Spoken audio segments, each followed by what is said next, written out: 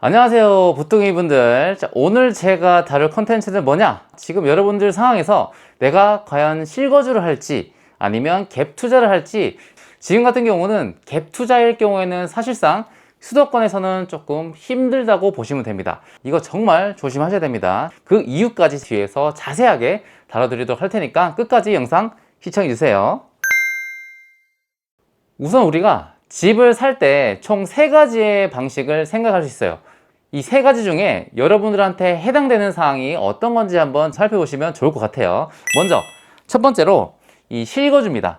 이게 가장 일반적이죠. 내가 집을 매수할 때 바로 입주를 해서 실제로 거주를 하는 실거주의 형식이 있고, 자, 두 번째는 내가 아직 결혼 기간이 남아 있거나 아니면 전세, 월세로 사시는 분들이 아직은 계약 만기까지 시간이 좀 남아 있어요. 그래서 나중에 내가 이 집을 먼저 갭으로 사두고 이때 살고 있는 세입자가 나갔을 때 날짜에 맞춰서 내가 실거주를 하는 형태. 그리고 세 번째로는 나는 아예 이 집에 거주할 생각이 없습니다. 없는데 그냥 전세입자를 끼고 내가 갭 투자를 하는 경우, 이렇게 총 3가지로 나뉘는데, 어떻게 보면 처음에 집 살 때 유형에서는 이렇게 갭 투자 2번, 3번이 하나로 묶여지게 됩니다. 자, 여기서 제가 들어가기 전에 뭘 알려드릴 거냐, 실거주랑 갭 투자의 가장 중요한 차이점부터 먼저 말씀을 드릴게요. 실거주와 갭 투자의 차이점을 표로 보여드릴 텐데요. 총 4가지예요. 거주, 지역, 전세, 대출이 있는데 이 4가지 항목만 아셔도 나는 지금 갭 투자를 해야겠구나, 아니면 내가 실거주를 해야겠구나, 이게 더 효율적이구나를 알 수 있을 거예요. 근데 이 거주라는 게 뭐냐면 실제로 내가 그 집에 들어가냐 안 들어가냐인데, 이 거주는 당연히 내가 들어가게 되고 갭 투자는 내가 거주를 하지 않습니다.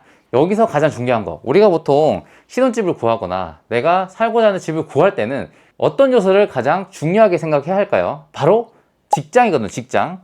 이 지역은 결국에는 직장 위치입니다. 특히나 예비 신혼부부분들이 이 직장 위치에 대해서 굉장히 민감해요. 예를 들면 한 분은 고양시예요, 한 분은 판교예요.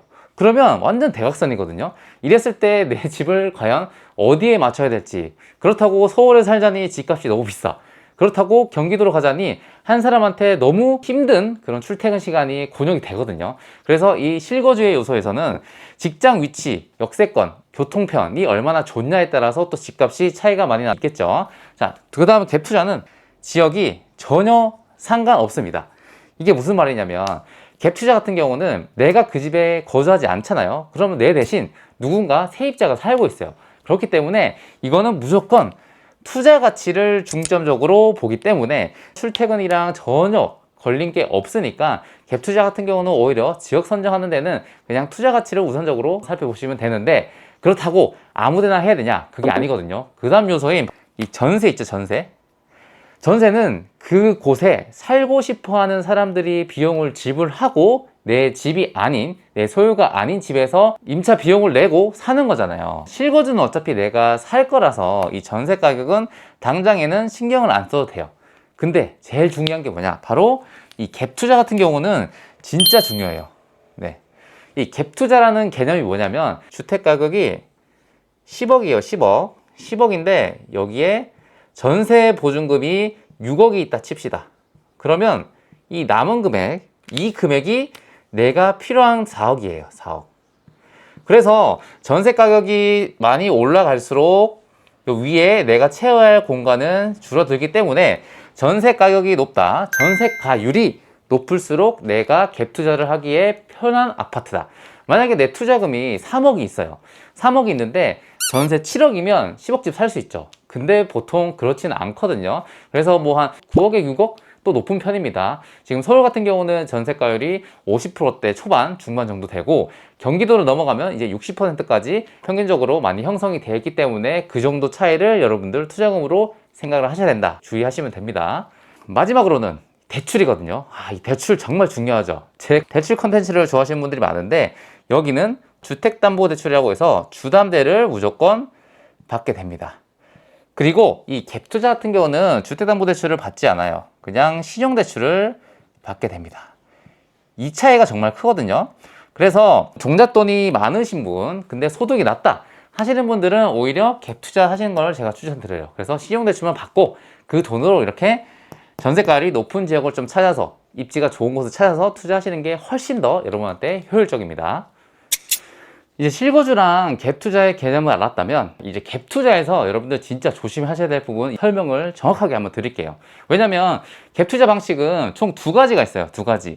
흔히 우리는 이 두 가지를 사용했는데 대출 규제 때문에 지금은 이 중에서 한 가지 방식은 사용을 거의 못한다고 생각하시면 돼요. 그게 어디냐? 거의 수도권 위주로, 특히나 서울은 거의 안 된다고 보시면 되고 경기도권도 되게 힘들어요. 그래서 수도권에서는 갭 투자를 1번의 방식을 사용을 할 수가 없다라고 꼭 생각하셔야 돼요. 이거 생각하고 계약했다가는 큰일 납니다. 아시겠죠? 그 두 가지 방식을 먼저 한번 설명드리고 왜 1번이 안 됐는지 제가 설명 한번 드릴게요. 첫 번째로는 우리가 잔금 날짜를 이날로 지정했어요. 잔금, 계약서 쓰고 마지막 돈을 지불하는 날짜를 잔금인데 잔금날 전세 계약을 맺고 이 전세입자가 이렇게 들어와 살아요. 그러면 내가 필요한 돈은 뭐냐? 이 전세를 새로 계약을 맺었잖아요. 이분의 전세 보증금을 받고 거기에 집값을 빼요. 그 차이, 갭만큼을 매도자한테 주면 돼요. 그러면 전세 계약을 새로 했기 때문에 이 사람은 제가 소유권 이전이 되는 이 날짜부터 그냥 같이 가는 거예요. 같이. 이게 일반적인 잔금 치룰 때 전세입자도 새로 맞춰서 그 보증금으로 보태서 잔금을 치르는 형태고요. 두 번째는 전세 계약을 이미 예전 집주인이랑 했어 이때.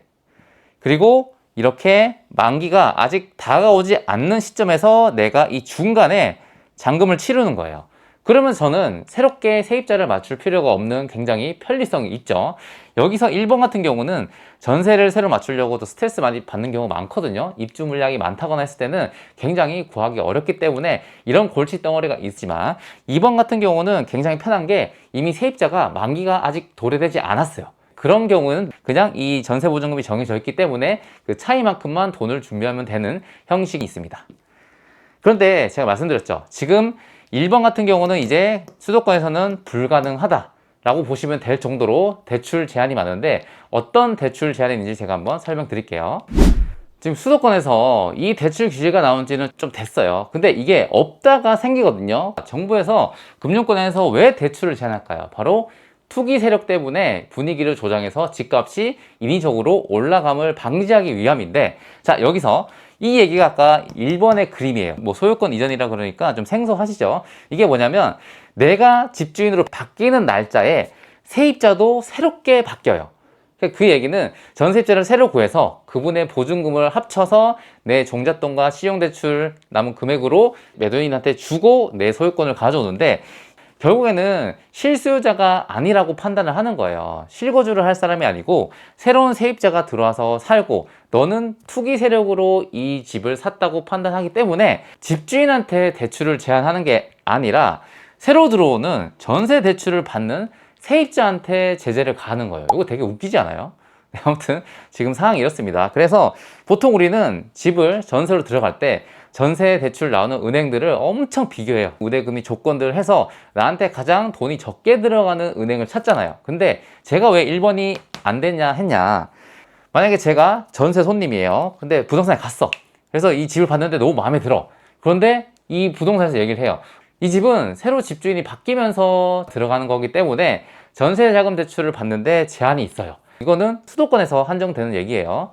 지금 서울은 거의 안 된다고 보시면 되고요. 경기도권도 조금 있긴 해요. 그런데 문제는 뭐예요? 나는 대출을 최대한 금리 적게 하고 전세자금 대출 이자를 최대한 적은 은행을 찾아서 상품을 이용할 권리가 있는데 이 집은 그런 은행을 제한을 했어요. 그래서 내가 저 은행 가고 싶었는데 지금 못해요. 이런 상황이 발생하기 때문에 이 집을 보러 오는 사람이 이 은행밖에 안 된다고 그러면 과연 하려는 사람이 얼마나 많이 될까요? 만약에 이 집이 엄청 인테리어도 잘 돼 있는데 금액이 몇 천만 원이나 기존 시세보다 낮게 측정이 돼 있으면 그거는 좀 해볼만 하죠. 근데 보통은 그렇지가 않단 말이에요. 그래서 보통 이 소유권 이전할 때 전세를 받는 경우 이런 갭 투자의 형태로서는 지금 수도권에서는 특히나 서울에서는 불가능하다 보시면 됩니다.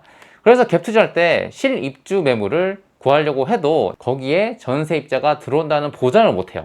그래서 나는 잔금을 맞출 수 없는 현상이 발생하기 때문에 여러분들은 이 1번을 무조건 안 된다고 전제를 하고 갭 투자를 하셔야 돼요. 그렇기 때문에 전세를 미리 계약을 한 집, 아직 만기가 남아있는 집, 이런 매물만 찾아야 되니까 이제 매물이 없는 거예요. 지금 시장에서 갭 투자로 하기에는 굉장히 어렵다. 그리고 지금 집 안 보고 계약금 쏘잖아요. 내가 집을 보고 싶어도 세입자가 집을 안 보여주는 경우가 대부분이긴 하거든요. 그래서 사람들이 안 봐도 지금 매물이 없으니까 막 계약금 쏘는 거예요. 그런 상황에서 이 갭 투자인 분들은 마음도 많이 급해지고 매물도 많이 제한되기 때문에 지금 시장에서는 갭 투자로 들어가는 것은 굉장히 힘들다. 그래서 여러분들이 만약에 실거주 아니면 갭 투자를 고민하고 있는 분들이라면 실거주는 상관없어요. 상관없는데 갭 투자라면 내가 살지 않고 투자 가치만 보시는 분들은 이런 제일 매물이 많은 실입주 매물, 이런 매물들을 찾아서 전세를 맞춰서 내가 갭 투자하기가 쉽지가 않다. 그래서 이 방법을 활용을 해보고자 했던 분들은 수도권에서는 좋지는 않은 상황이에요. 그래서 여러분들 꼭 이 점 명심하시고 실거주 갭 투자에 대해서 오늘 좋은 정보 알아갔으면 좋겠습니다. 다음에는 지금 시장에서 어떻게 매물을 좀 선별하고 이 폭등하는 시장에서 어떻게 좀 대처를 해야 될지에 대해서 한번 다뤄보도록 하겠습니다. 그러면 좋아요, 구독 눌러주시고요. 다음 영상에서 뵙겠습니다. 안녕.